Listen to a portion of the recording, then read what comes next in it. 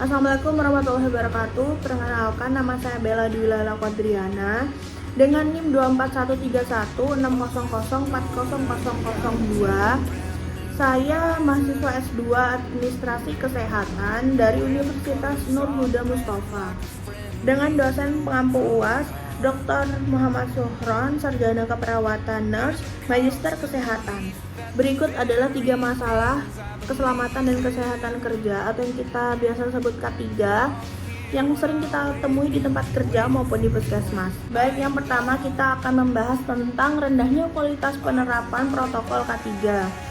Banyak puskesmas yang belum sepenuhnya menerapkan protokol K3 secara konsisten. Contohnya fasilitas APD atau alat pelindung diri yang tidak mencukupi. Lalu contoh berikutnya seperti protokol higienis seperti pembuangan limbah medis yang tidak terstandar atau kurangnya pelatihan bagi tenaga medis. Maka solusinya yang pertama tentang penyediaan APD yang memadai, yaitu pastikan ketersediaan APD ini sesuai dengan kebutuhan dan distribusikan secara merata. Lalu yang kedua, kita akan membahas tentang kurangnya sistem pengelolaan limbah medis. Limbah medis seperti jarum suntik maupun perban bekas dan cairan tubuh yang sering kita tidak kelola dengan baik, ini akan menyebabkan risiko infeksi kepada staf atau masyarakat di sekitarnya. Maka solusinya yang pertama adalah implementasi sistem pengelolaan limbah. Contohnya kita bisa menerapkan sistem pengelolaan limbah sesuai dengan peraturan pemerintah, yaitu termasuk pemisahan limbah medis maupun limbah domestik.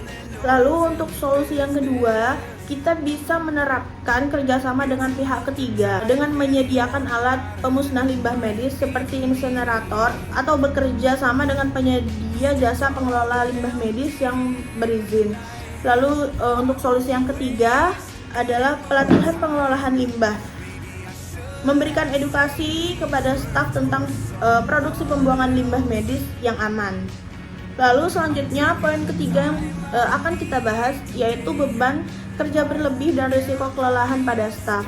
Banyak tenaga kesehatan di puskesmas maupun di tenaga kerja lainnya mengalami beban kerja yang berlebih, terutama di daerah dengan jumlah tenaga medis yang terbatas, sehingga meningkatkan risiko kelelahan fisik dan mental yang dapat mempengaruhi keselamatan kerja. Maka dari itu, solusi yang dapat kita berikan yang pertama, adanya rotasi jadwal kerja. Lalu yang kedua, penambahan tenaga kerja. Lalu yang ketiga, adanya program kesejahteraan karyawan. Untuk rotasi jadwal kerja ini kita akan bisa mengatur jadwal kerja yang lebih seimbang untuk mengurangi resiko kelelahan pada tenaga medis. Lalu untuk penambahan tenaga kerja ini kita akan mengajukan pengadaan tenaga medis tambahan untuk mendukung operasional. Lalu yang ketiga, dapat disediakan program kesehatan mental dan fisik bagi tenaga medis seperti konsultasi psikologi atau sesi relaksasi. Baik, dari 3 hal pokok tadi yang sudah saya jelaskan, maka masalah K3 di puskesmas atau di tempat wilayah kerja dapat diminimalkan dengan komitmen terhadap penerapan protokol K3, pengelolaan limbah medis yang terstandar, serta perhatian pada kesejahteraan tenaga kerja. Baik langkah-langkah strategis seperti pelatihan, lalu pengadaan fasilitas, dan evaluasi berkala harus dilakukan untuk menciptakan lingkungan kerja yang aman dan sehat.